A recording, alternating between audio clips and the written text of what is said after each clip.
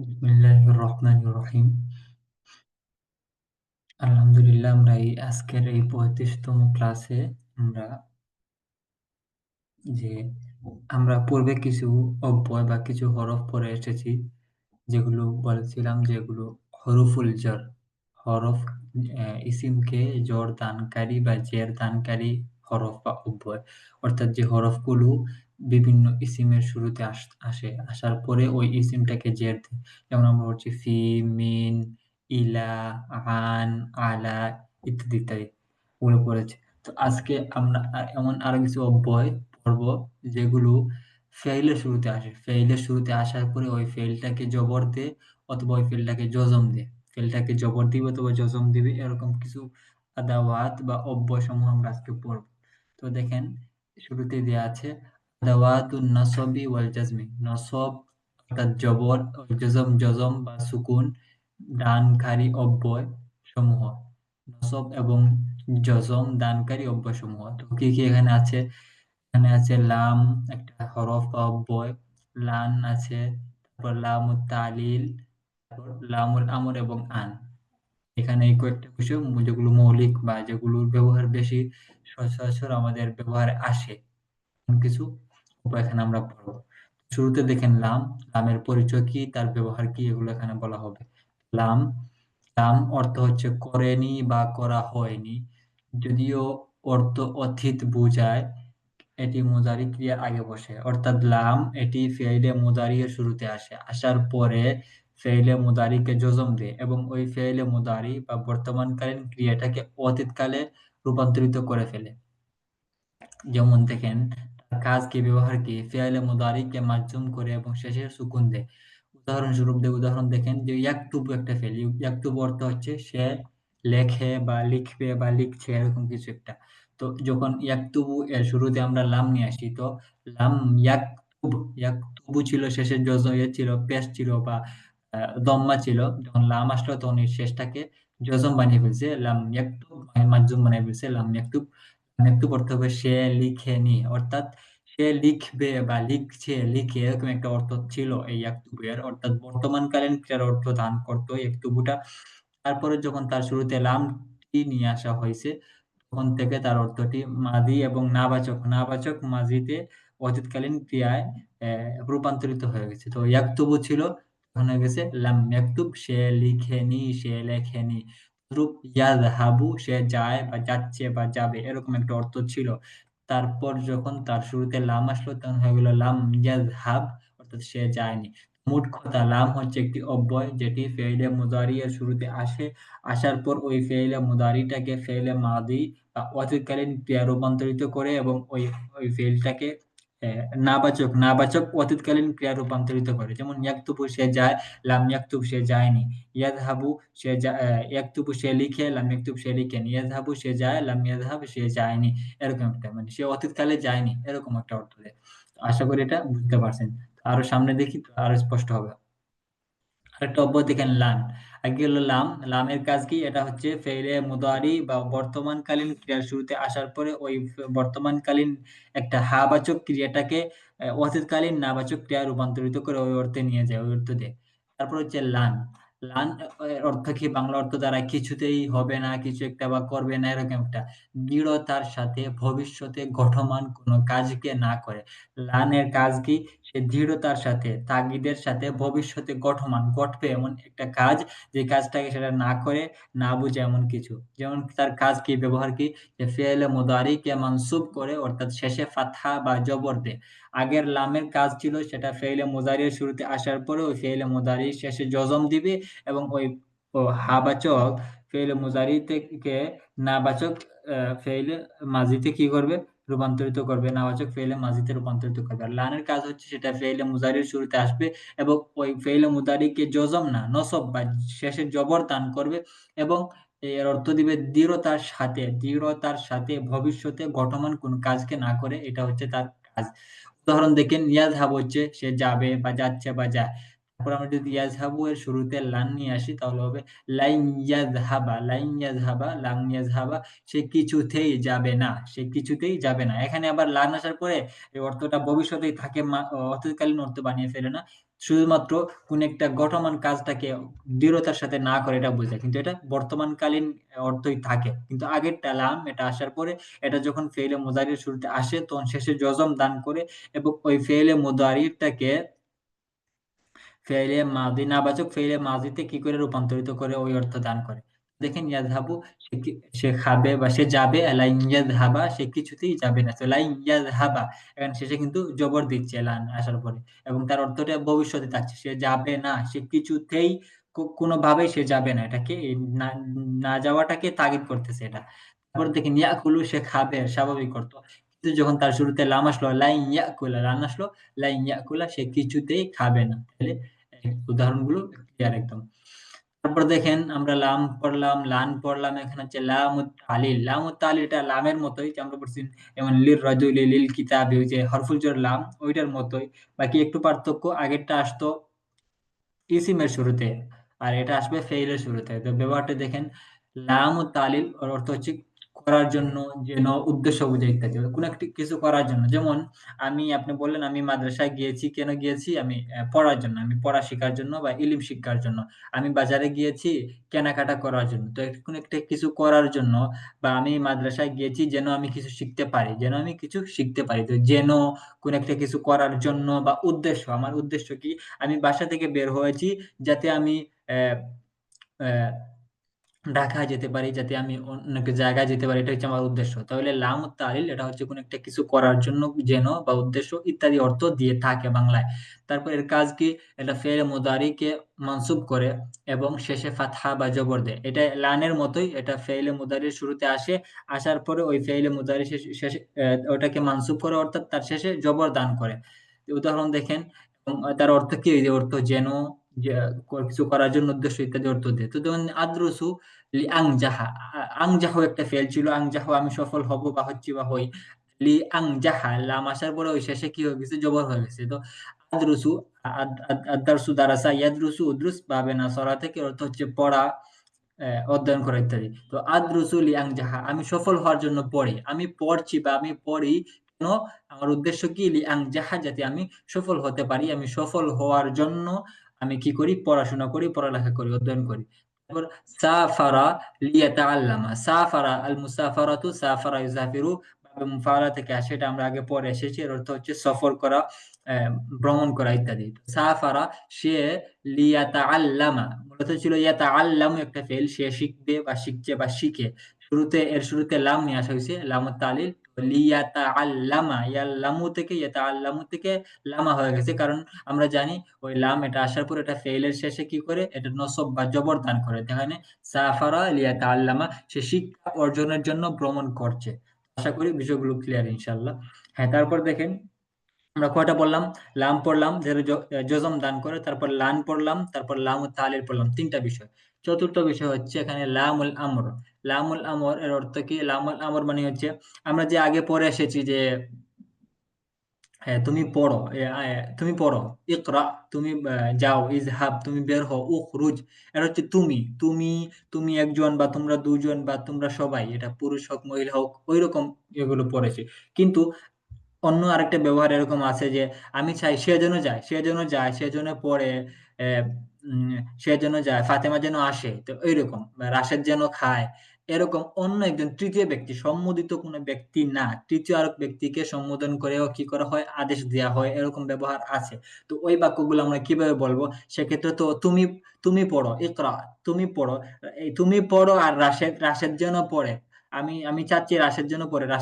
রাশেদ যেন পড়ে, রাশেদ যেন আসে। তো রাশেদ যেন আসে আপনি তৃতীয় একজন ব্যক্তি যে এখানে উপস্থিত নাই, আপনি তাকে কোনো একটা কাজের আদেশ করছেন, সে কোনো একটা কাজ যেন করে এটা আপনি চাচ্ছেন। তাহলে সেক্ষেত্রে আপনাকে ইফআল বা ইকরা, উদ্রুস ইত্যাদি ফেল তখন বলা সম্ভব না। কারণ ওইটা হচ্ছে সম্মোদিত ব্যক্তির জন্য বলা হয়। তো তখন আপনাকে বলতে হবে কিভাবে? সেটা এখানে দেখানো হচ্ছে। তো দেখেন লামুল আমর, আমরের লাম যেন করে, করুক, আদেশ বা পরামর্শ বুঝাতে ব্যবহৃত হয়।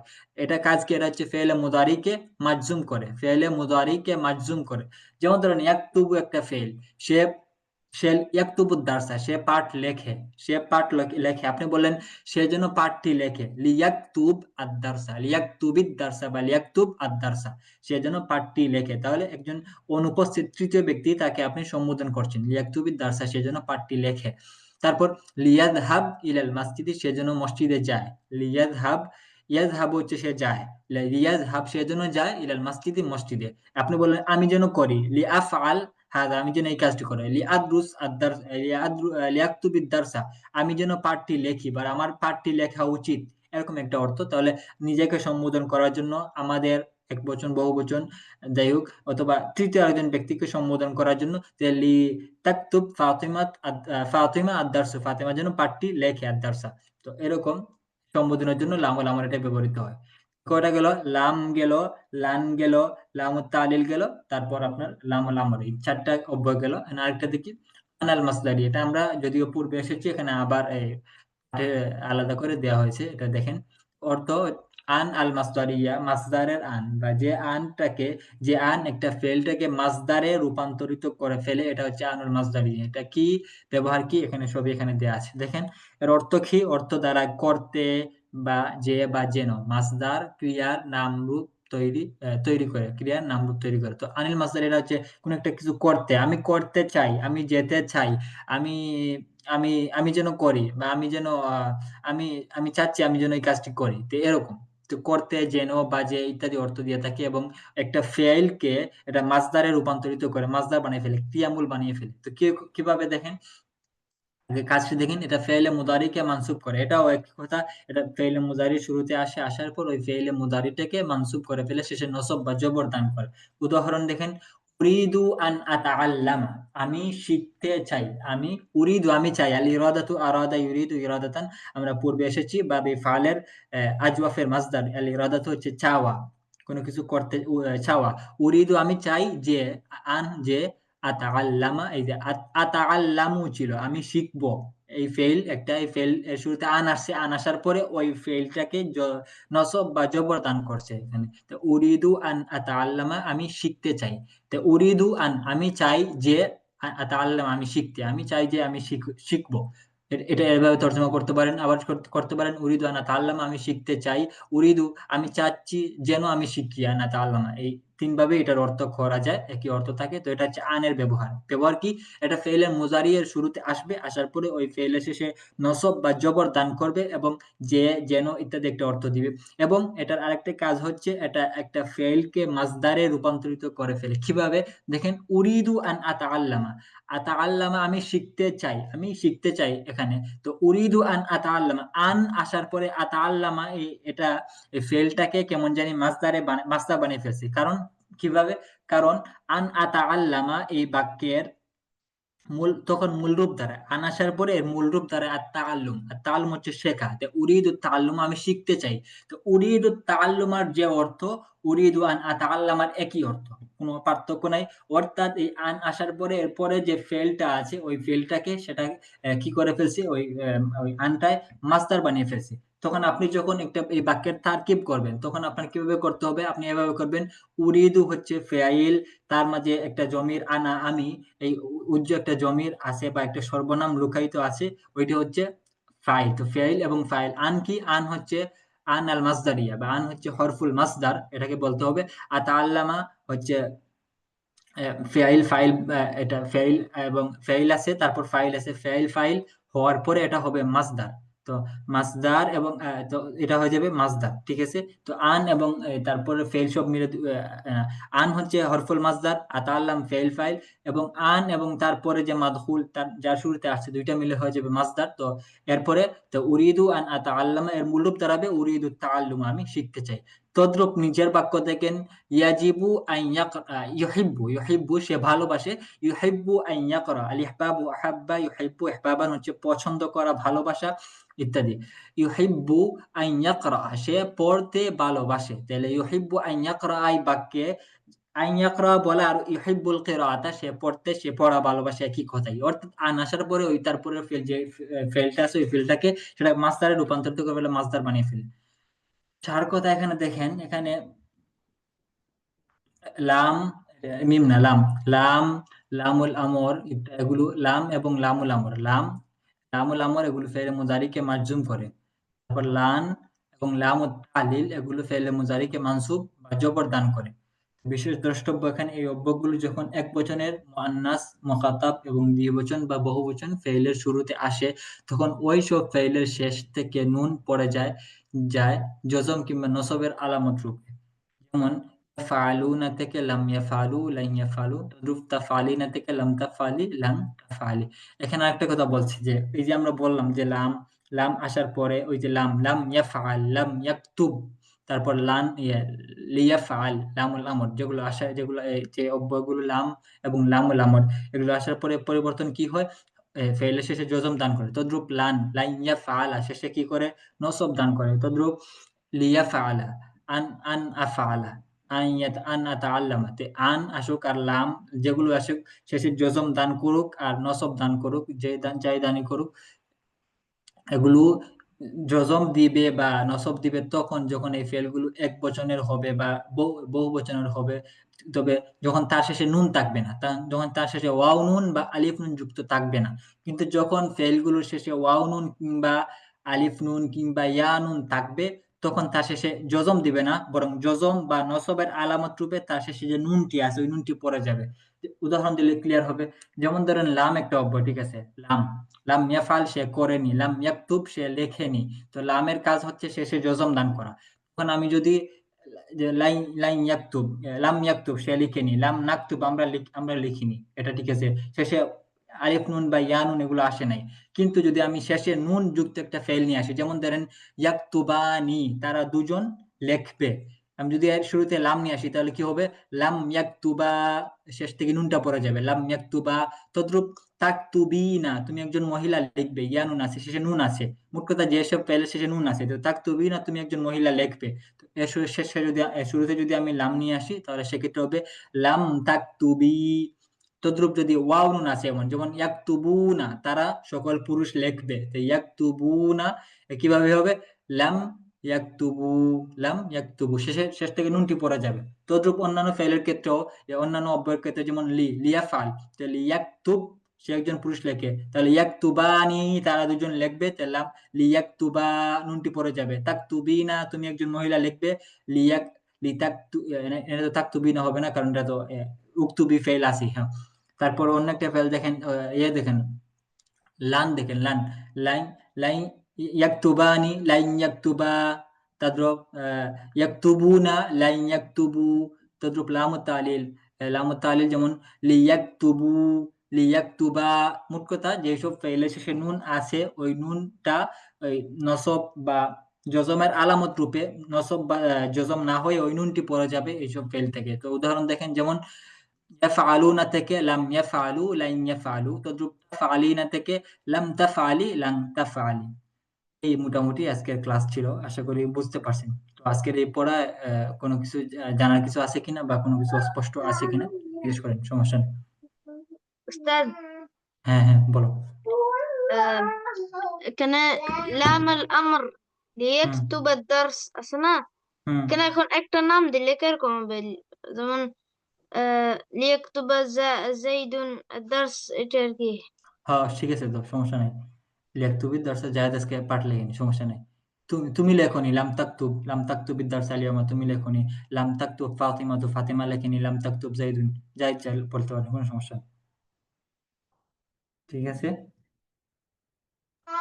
جي আর কিছু? شنو